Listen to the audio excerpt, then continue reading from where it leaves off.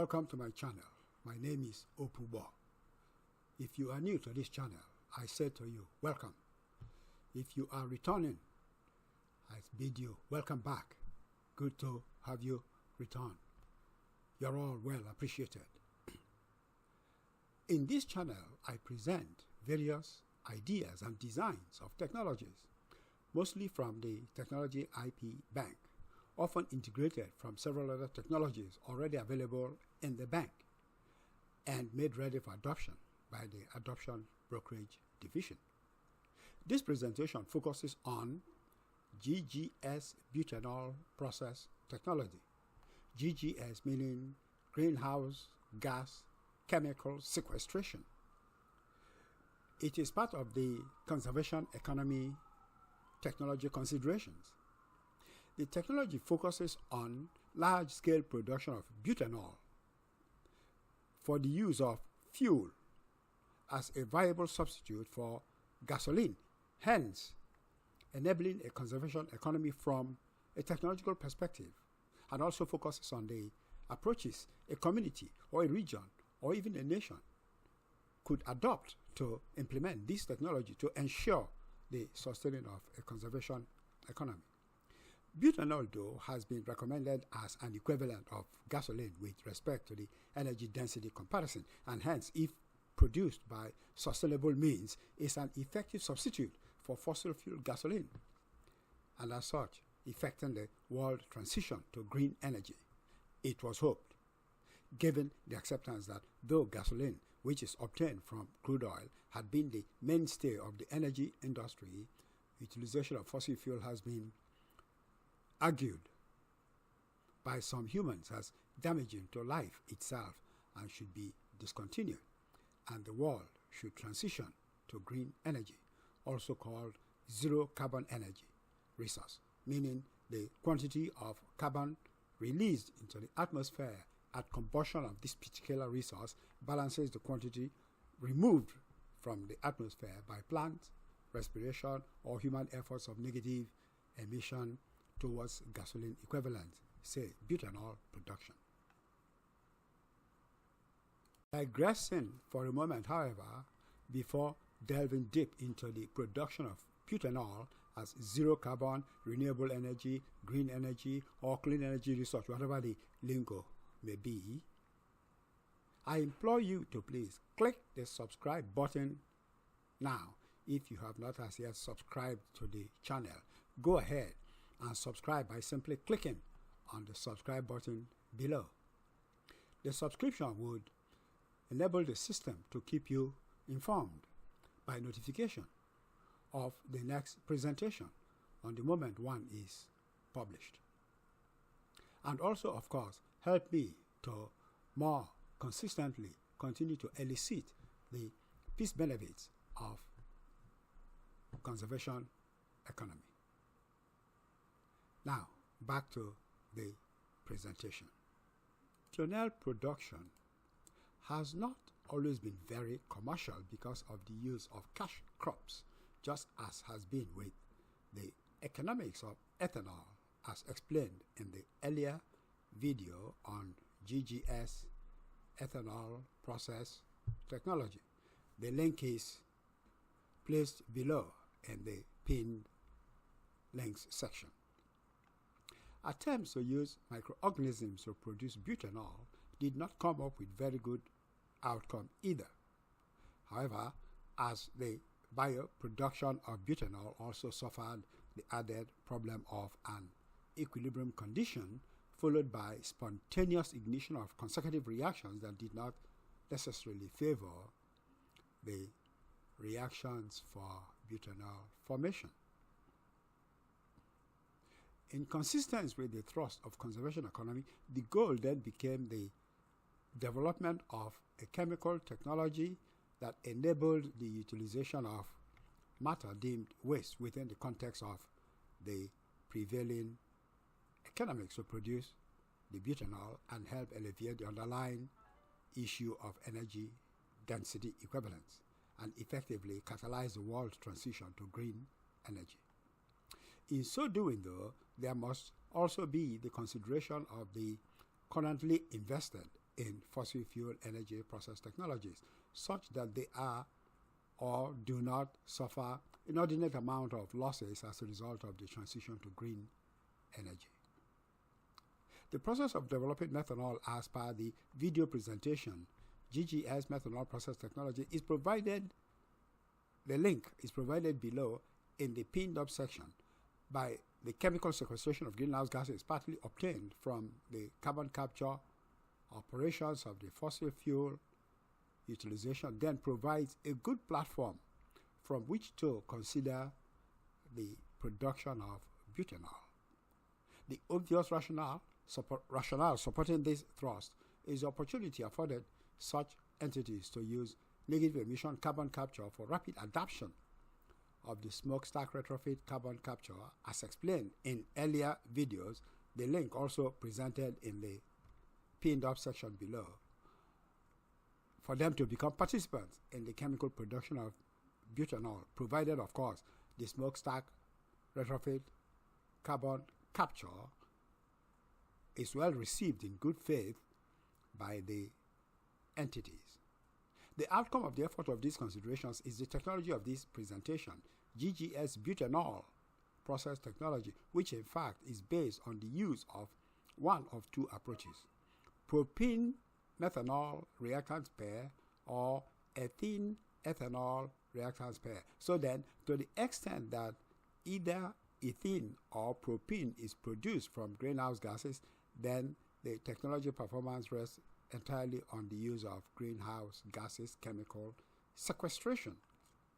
Significantly though, the use of either methanol or ethanol presents up the opportunity to use the GGS methanol or GGS ethanol as key resource, and as such empowers the current fossil fuel burning facilities to spread out the capital investment for change by adapting and adopting the smokestack retrofit carbon capture design as first step.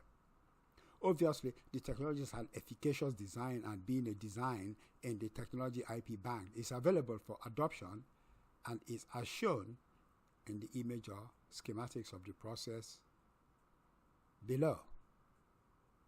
Conceptually, the technology is fed either methanol, propene, or ethanol, ethene pair through a chemical reactor, which ignites reaction of the two reactants together to form butanol. And because this is a chemical reaction, the occurrence of the butanol is much faster than with the biological processes. By design, the process technology consists of a programmable chemical reactor, ethene or propene storage tank, and methanol or ethanol storage tank, liquid vaporizer, cooler condenser, fractionating distillation system, butanol storage tank, and as always, a process controller system. Looking at the schematics, the design can be grouped roughly into three columns of equipment. The leftmost column has three equipment, with one at the lower left corner being the liquid vaporizer. Above it is the thermosiphon reboiler, and above that is the cooler condenser. In the middle column, there is at the top a distillation column with the boiler right beneath it. And below that, then is the programmable chemical reactor.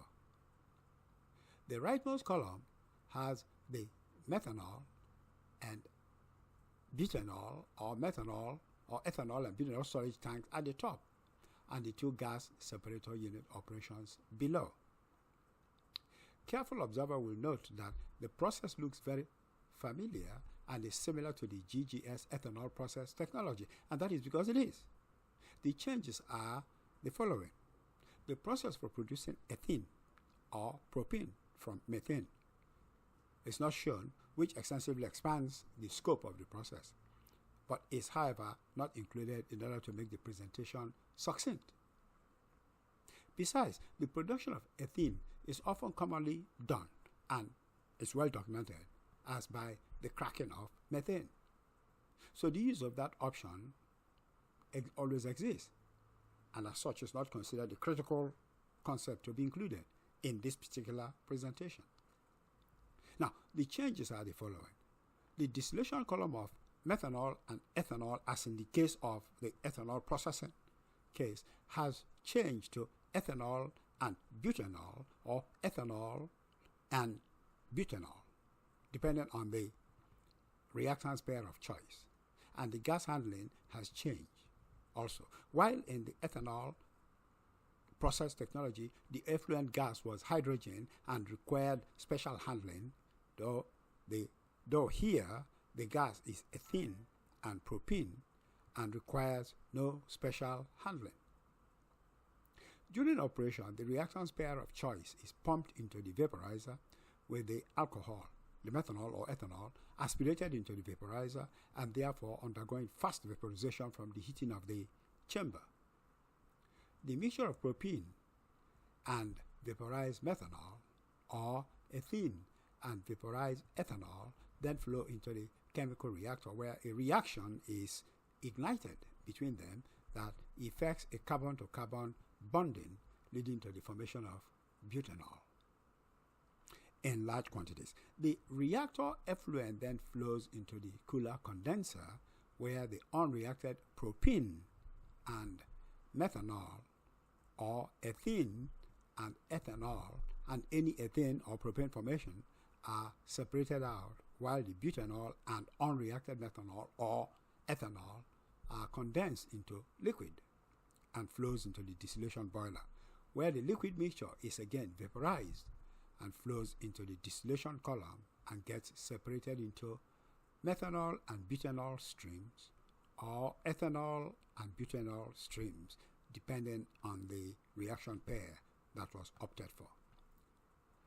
The butanol stream flows into the designated butanol storage tank, while the co-reactant methanol or ethanol stream gets recycled back to its storage tank for use in the process.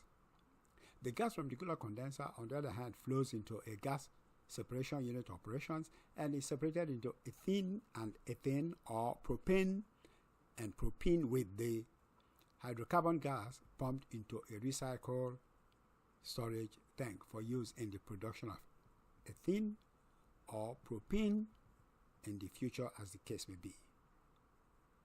I summarize from the process delineation so far given, there can be uniform acceptance at this time that there is, in fact, a conservation economy technology that produces butanol energy source for use in every other conservation economy technology that requires energy. That the raw material is the product of the greenhouse gas chemical sequestration, and that any of the two gases, ethene and propene, both of which can be obtained by cracking methane from animal husbandry methane capture, effective promises reduction of the volume of gasoline used while reusing the carbon already emitted into the atmosphere from the burning of fossil fuels. Further, the materials of construction of the technology being mostly steel, the technology provides opportunity for the utilization of discarded metal parts in every region, as well as allows for the extensive reuse of process equipment otherwise not used and deemed waste. As such, the technology supports the operational conduct of conservation economy. Now then, if interested in licensing this technology, please send an email to me, and the email address is put in the pinned link below as are other useful information. Regarding licensing consideration, there are, however, some notes that should be of interest. The technology implementation or adoption clearly requires the co-adoption of either the GGS methanol or GGS ethanol process technology. Hence, the licensing of this technology may in some cases also require the simultaneous licensing of the production technology of these alcohol. Moreover, the licensee of the technology may also have a vast reservoir of the co-reactant ethene and propene based on large quantities of discarded plastics resources from which ethene and propene may be produce, as has been presented in an earlier video, plastic decomposition chemical technology. The link is also provided in the pinned up link section below. That said, I wrap up the presentation by saying to you, thank you for being here, and I appreciate your coming and listening and viewing the video, and expect that you would consider coming back for the rest of the future technology presentations. Even if you do not care to adopt any of the technologies, some might just change your perspective of society and life. Until the next presentation, I wish you be well.